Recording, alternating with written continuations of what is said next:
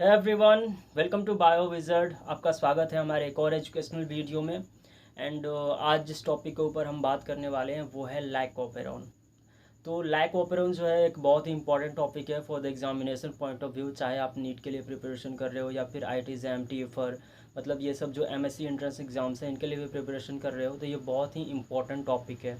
अभी हाल ही में जो MSc एंट्रेंस एग्जाम्स हुए थे लाइक गैट बी, तो उनमें डायरेक्ट क्वेश्चंस यहाँ से आए थे, क्योंकि यहाँ से डायरेक्ट क्वेश्चंस ही बनते हैं और बहुत ही ईजी होते हैं। बस आपको पता होना चाहिए कि वहाँ पर क्या है और कौन कौन सी चीज़ें हैं। तो हम आज उसी चीज़ के बारे में बात करने वाले हैं। तो हमारा टॉपिक है लैक ऑपेरॉन।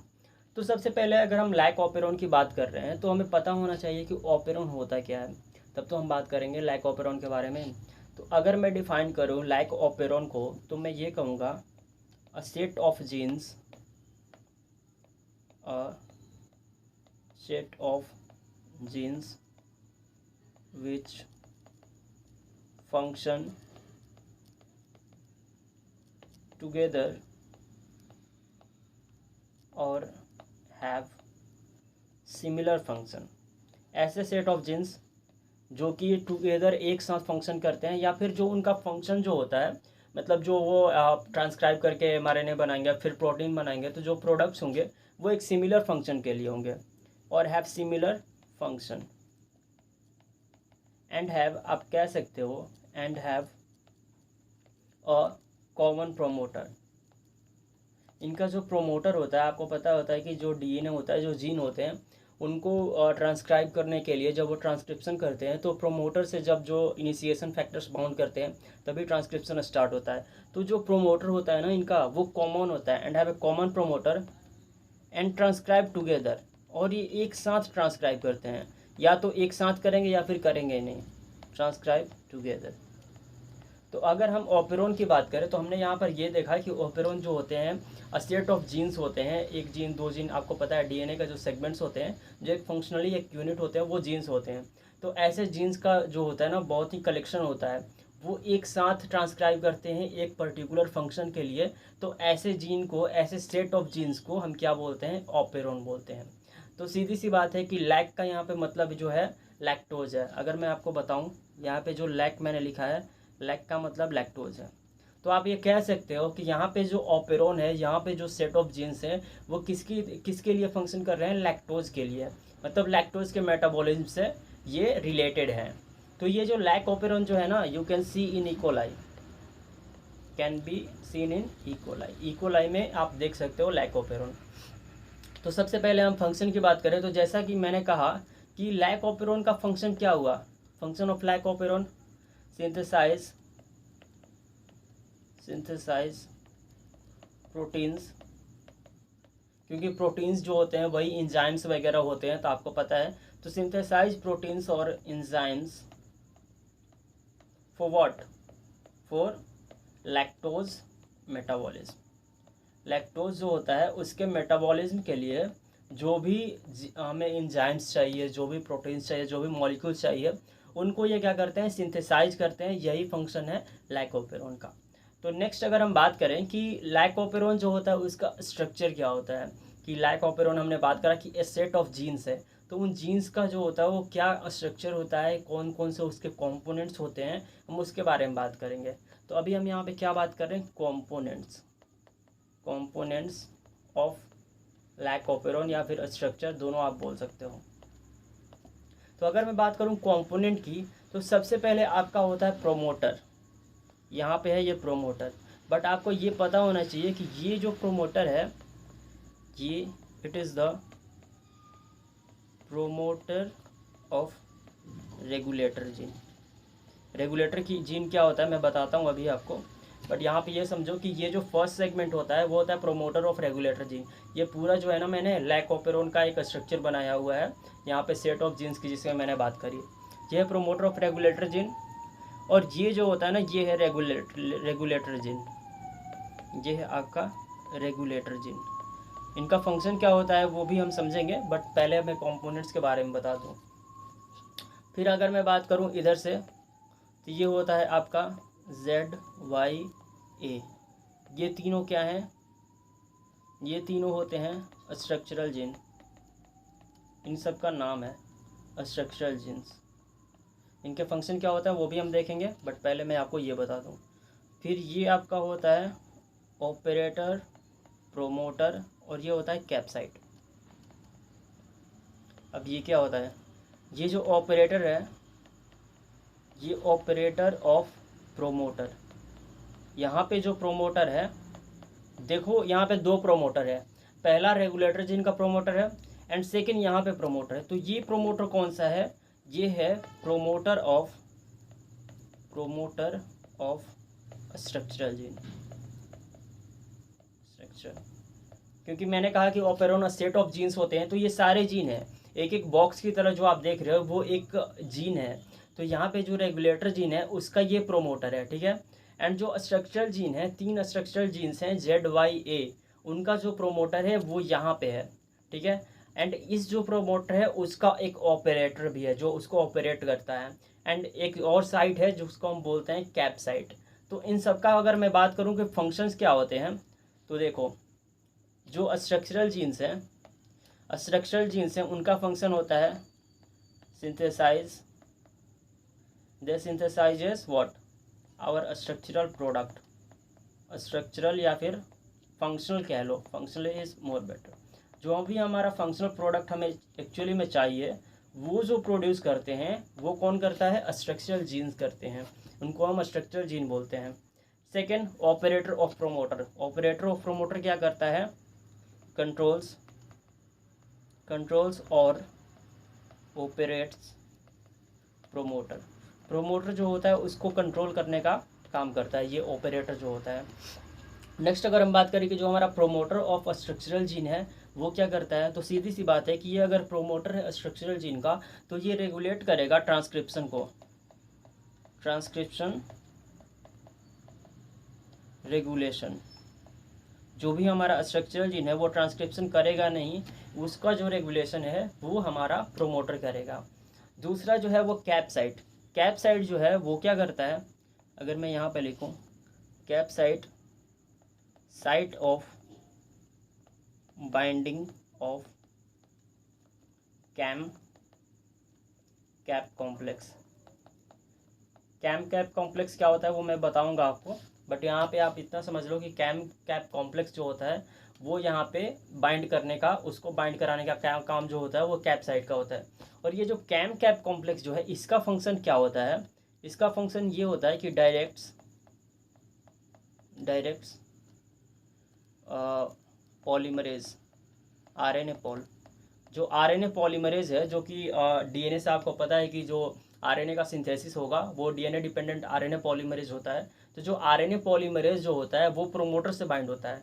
उस प्रोमोटर को से बाइंड होने के लिए जो उसको एक डायरेक्शन देता है, कैप्साइट कहता है कि देखो प्रोमोटर यहाँ पे है, तुम यहाँ पे आके बाइंड करो आरएनए पॉलीमरेज को। तो कैप्साइट जो होता है वो एक्चुअली में डायरेक्ट करता है आरएनए पॉल को कि तुम यहाँ पे बाइंड करो प्रोमोटर से और ट्रांसक्रिप्शन जो होता है उसको स्टार्ट करो। सेकेंड हम बात करें कि इसके बाद कि रेगुलेटर जीन हमारा क्या फंक्शन होता है, तो रेगुलेटर जीन जो होता है इसको मैं रेड से दिखाता हूँ। रेगुलेटर जीन जो होता है इसका फंक्शन होता है synthesis of repressor. Regulator gene जो होता है वो रिप्रेसर सिंथेसिस करता है। यहाँ पे अगर मैं स्ट्रक्चर बनाऊँ, ये रिप्रेसर है, इसको रिप्रेसर को सिंथेसिस करता है। और ये रिप्रेसर जो होता है जाके बाइंड करता है किससे, ऑपरेटर से। ये जाके बाइंड करता है ऑपरेटर से, binds to operator.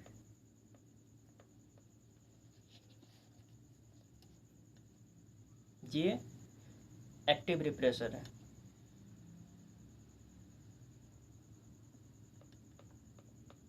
Active repressor.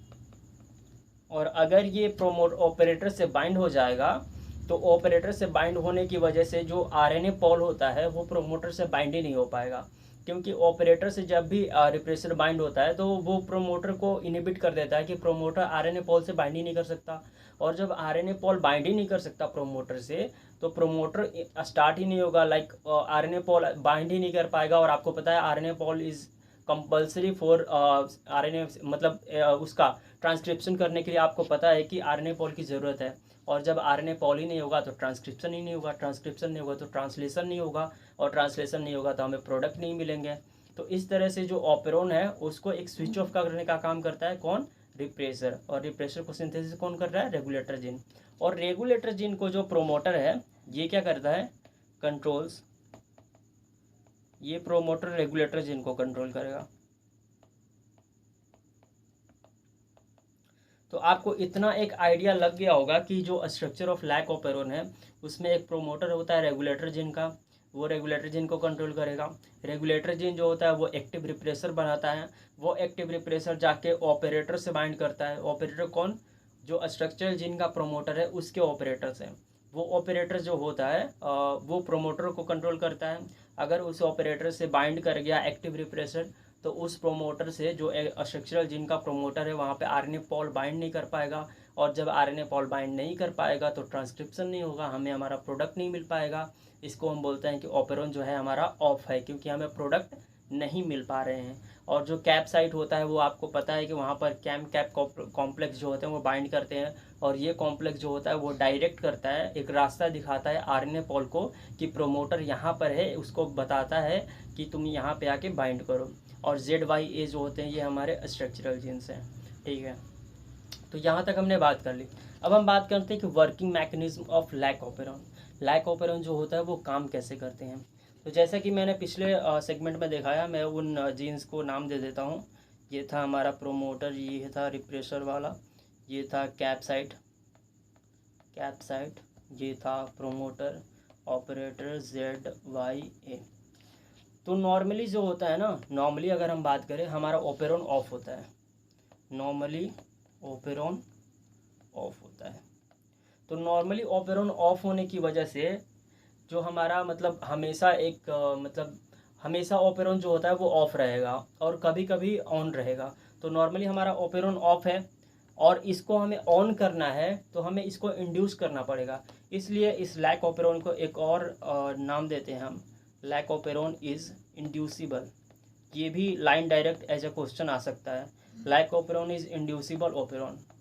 ऐसा हम क्यों कह रहे हैं, ऐसा हम इसलिए कह रहे हैं कि जो नॉर्मली हमारा ऑपेरॉन है वो ऑफ है और कभी कभी ओपन होगा। तो कभी कभी ओपन कैसे होगा, जब हम उसको इंड्यूस करेंगे, कुछ ऐसे सब्सटेंसेस देंगे जिससे वो इंड्यूस होगा, जिससे उसका रिप्रेस होना बंद हो जाएगा तो वो ऑन होगा। तो इसलिए बोलते हैं कि लैक ऑपेरॉन की जो फंक्शनिंग है वो इंड्यूसिबल ऑपेरॉन है, मतलब लैक ऑपेरॉन को इंड्यूसिबल ऑपेरॉन बोलते हैं।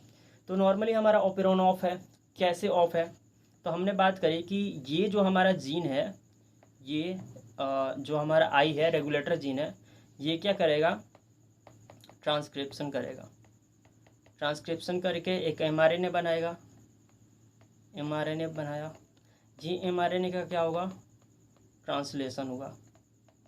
ट्रांसलेशन होके क्या बनाएगा, एक प्रोटीन बनाएगा। ये प्रोटीन कौन सा है, एक्टिव रिप्रेसर। ये हमारा जो प्रोटीन है वो है एक्टिव रिप्रेसर, ये रिप्रेसर है। अब ये रिप्रेसर क्या करेगा, जाके ऑपरेटर से बाइंड करेगा, जाके बाइंड कर गया, बाइंड्स टू ऑपरेटर, ऑपरेटर से बाइंड कर गया। और जैसे ही ये ऑपरेटर से बाइंड करेगा, आरएनए पॉल कांट बाइंड, यहाँ पर RNA pol can't bind to promoter. अब प्रोमोटर से आरएनए पॉल बाइंड ही नहीं कर पाएगा। जब आरएनए पॉल बाइंड नहीं कर पाएगा तो नो ट्रांसक्रिप्शन, कोई ट्रांसक्रिप्शन ही नहीं होगा। नो ट्रांसक्रिप्शन तो नो ट्रांसलेशन, नो ट्रांसलेशन मतलब नो प्रोडक्ट। हमें इवेंचुअली क्या मिलेगा, कोई प्रोडक्ट ही नहीं मिल पाएगा। नो प्रोडक्ट मतलब हमारा ऑपेरॉन ऑफ है, हमें जो प्रोडक्ट मिलने चाहिए थे हमें वो प्रोडक्ट मिले ही नहीं, ठीक है। तो ये हो गया नॉर्मल कंडीशन, जो कि हमेशा रहता है। मतलब जब इंड्यूस नहीं करा तो हमेशा रहेगा, मतलब एक जो यूजुअल पैटर्न होता है ना कि हमेशा है, और जब कभी कभी वो ऑन होगा, तो ये हमेशा वाला पैटर्न है, इसलिए मैंने लिखा है कि नॉर्मली ऑपेरॉन ऑफ है। सेकेंड हम बात करते हैं कि जब लैक्टोज प्रेजेंट है कब ऑन होगा, when lactose present it opens, और आप कह लो on in presence of lactose. लेकिन जैसे ही इसे लैक्टोज मिलेगा वो क्या करेगा, इसको ओपन कर देगा, जो ऑपेरॉन है इसको ऑन कर देगा। कैसे करेगा हम उसको देखते हैं। दिस वन इज़ प्रोमोटर आई, तो मैंने यहाँ पर बोला था कैप्साइट प्रोमोटर ऑपरेटर ZYA। तो देखो अब क्या होगा, वही होगा जैसे हो रहा था। यहाँ पे जो जीन था आई जीन, वो ट्रांसक्रिप्शन कर रहा है, वो ट्रांसक्रिप्शन करके क्या कर रहा है, और सिंथेसाइज कर रहा है एक mRNA। जी mRNA क्या कर रहा है, ट्रांसलेशन कर रहा है। ट्रांसलेशन करके क्या बनाया इसने, रिप्रेसर प्रोटीन बनाया यहाँ पे भी रहा है, प्रोटीन बनाया, एक्टिव रिप्रेसर प्रोटीन, ठीक है। यहाँ पे इसने एक्टिव रिप्रेसर प्रोटीन बनाया, लेकिन यहाँ पे क्या है कि लैक्टोज आ गया। अब हमारा लैक्टोज आ गया, समझ लो ये लैक्टोज मॉलिक्यूल है, लैक्टोज मॉलिक्यूल। ये क्या करेगा, इस जो एक्टिव रिप्रेसर है इसे बाइंड कर जाएगा और बाइंड करके एक स्ट्रक्चर बनाएगा।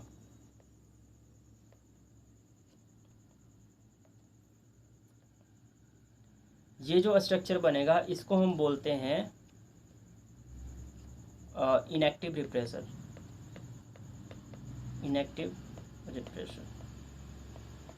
जो एक्टिव रिप्रेसर हमारा है उसे जब लैक्टोज बाइंड कर जाता है तो लैक्टोज और उसका जो कॉम्प्लेक्स होता है वो एक कॉम्प्लेक्स बनाता है जो कि इनएक्टिव रिप्रेसर होता है। वो मतलब रिप्रेसर जो होता है वो कोई काम का नहीं रह सकता है, ठीक है। इसको आप येलो रिप्रेसर भी ऐसा कुछ बोलते हैं, टर्म देखें। तो आपका जब रिप्रेसर इनएक्टिव हो गया तो कांट बाइंड टू प्रोमोटर से ऑपरेटर से बाइंड नहीं कर पाएगा। ऑपरेटर से बाइंड नहीं कर पाएगा तो हमारा आरएनए पॉल जो होता है, now RNA pol can bind to promoter. जब आरएनए पॉल यहाँ पे आ गया, आरएनए पॉल आके बाइंड कर गया हमारे कैप्साइड से, ठीक है, प्रोमोटर से। तो जैसे ही प्रोमोटर से बाइंड करेगा हमारा ये जो स्ट्रक्चरल जीन था, ये जो हमारा स्ट्रक्चरल जीन वो क्या कर देगा, ट्रांसक्रिप्शनली एक्टिव हो जाएगा। एक्टिव होके क्या करेगा, ट्रांसक्रिप्शन करेगा, ट्रांसक्रिप्शन स्टार्ट होगा। तो यहाँ पे एक पॉलीसिस्टोनिक एमआरएनए बनेगा। पॉलीसिस्टोनिक का मतलब मल्टीपल राइबोसोम प्रेजेंट होंगे एक सिंगल एमआरएनए पे, तो मल्टीपल हमें ट्रांसलेशन के प्रोडक्ट मिल सकते हैं। तो यहाँ पे 3 तरह के हमें प्रोडक्ट मिलते हैं। पहला प्रोडक्ट क्या होगा, इससे हमें प्रोडक्ट मिलता है यहाँ पे बीटा गैलेक्टोसाइडेज।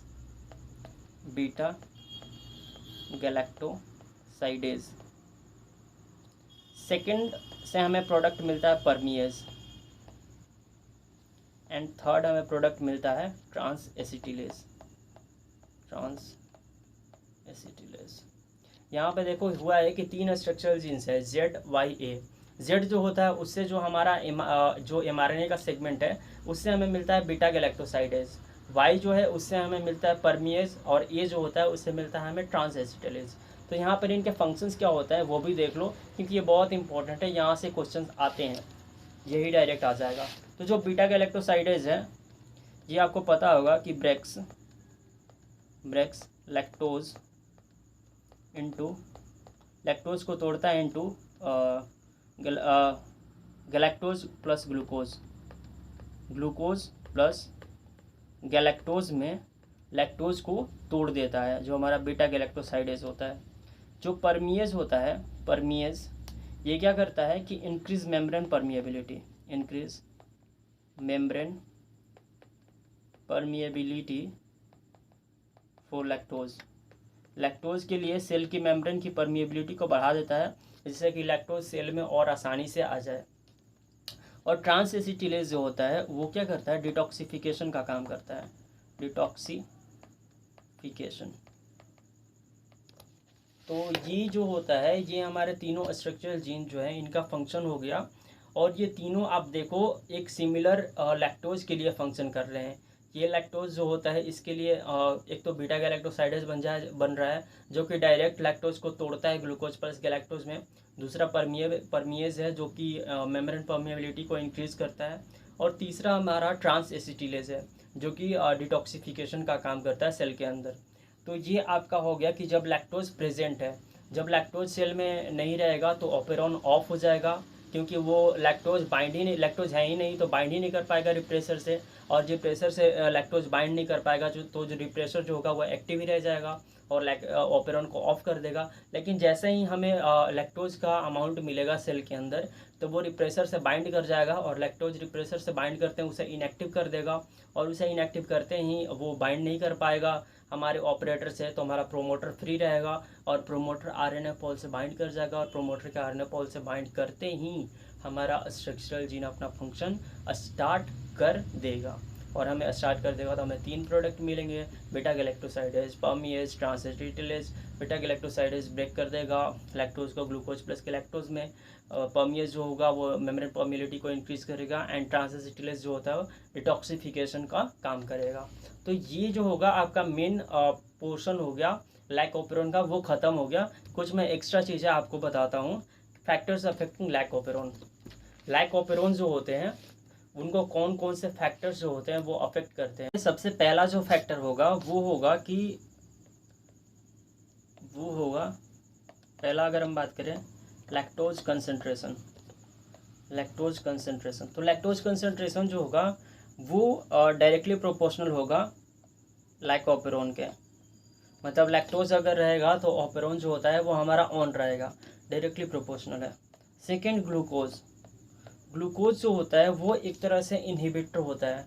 ये क्या करता है, इनहिबिट करने का काम करता है ऑपेरोन को। तो ये आपको याद रखना होगा कि ग्लूकोज जो होता है वो इन्वर्सली प्रोपोर्शनल है ऑपेरोन के फंक्शनिंग के। जितना ज़्यादा ग्लूकोज होगा उतना ही कम ऑपेरोन फंक्शनिंग करेगा। थर्ड जो होगा वो होगा हमारा कैप एंड कैम्प। इनके जो है वो डायरेक्टली प्रोपोर्शनल है ऑपेरोन, क्योंकि आपको जैसे मैंने बताया कि कैप और कैम्प जो होते हैं वो क्या करते हैं, आरएनए पॉल को डायरेक्ट करते हैं कि तुम जाके ऑपरेटर से बाइंड करो। तो जितना ज़्यादा इनका कंसंट्रेशन होगा वो ऑपेरोन की फंक्शनिंग को उतनी ही उसकी एबिलिटी को इन्हेंस करेंगे। और यहाँ पे मैं वहाँ पे नहीं बता, आपको यहाँ पे बता दूँ कि कैप जो होता है इसका मतलब है कैटाबॉलिक एक्टिवेटर प्रोटीन। कैप जो होता है वो catabolic activator protein, and CAMP जो है वो है साइक्लिक एडिनोसिन मोनोफॉस्फेट। ये हो गए कैप एंड कैम्प। और इसका जो कॉम्प्लेक्स बनता है कैप कैम्प कॉम्प्लेक्स, वही डायरेक्ट करता है आरएनए पॉल को कहाँ पे, प्रोमोटर के पास। आपको मैं ये भी चीज़ एक बता दूं कि जो आप सोच रहे होगे कि ग्लूकोज जो होता है वो कैसे इनहिबिट कर सकता है, क्योंकि जैसे लैक्टोज है वैसे ग्लूकोज भी हो सकता है, बट ऐसा नहीं है। जो ग्लूकोज का केस है वो ऐसा है कि ग्लूकोज क्या करता है, ग्लूकोज इनहिबिट एडिनाइलेट साइक्लेज को क्या करता है, इनहिबिट करता है। अब हमें एडिनाइलेट साइक्लेज से क्या मतलब है, यहाँ पे एक और टर्म क्यों आ गया, तो आपको ये पता होना चाहिए कि जो एडिनाइलेट साइक्लेज जो होता है वो ATP को कन्वर्ट करता है AMP में, AMP। तो एडिनाइलेट साइक्लेज जो होता है उसका काम है ATP को AMP में कन्वर्ट करना। तो जब एडिनाइलेट साइक्लेज को ही ग्लूकोज ने इनहिबिट कर दिया तो वो इवेंचुअली हमारे उस प्रोसेस को इनहिबिट कर रहा है जिससे हमने ATP से AMP में कन्वर्ट किया। और जब हमें AMP ही नहीं मिलेगा, AMP नहीं मिलेगा, तो जो हमारा CAMP है वो कहाँ से बनेगा, क्योंकि AMP भी तो वही है एडिनोसिन मोनोफॉस्फेट, और एडिनोसिन मोनोफॉस्फेट नहीं होगा तो साइक्लिक एडिनोसिन मोनोफॉस्फेट कैसे होगा। तो इसके वजह से क्या होगा, CAMP का कंसनट्रेशन कम होगा। और आपको मैंने बताया कि CAMP का कंसंट्रेशन डायरेक्टली प्रोपोर्शनल है ऑपेरोन के। तो इस तरह से ग्लूकोज जो होता है वो एक तरह से इनहिबिशन का काम करता है। तो ये हो गया हमारा lac operon. This is all about the lac operon जो हमने डिस्कस करा, एंड आई डोंट थिंक कि इससे कुछ भी ज़्यादा आपको पूछा जाएगा किसी भी एग्ज़ाम में। एंड ये अच्छे से आप कर लोगे तो सब चीज़ कवर हो जाएगी, क्योंकि इसमें मैंने हर एक चीज़ आपको अच्छे से समझा के बताया हुआ है इसलिए मे भी वीडियो भी थोड़ा लंबा होगा, क्योंकि मुझे एक्सप्लेन करना काफ़ी अच्छा लगता है चीज़ों को एंड समझा के पढ़ाना। तो अभी के लिए तो इतना ही, एंड मिलते हैं नेक्स्ट वीडियो में। तब तक के लिए goodbye, take care and keep watching my video, share with your friends. Thank you.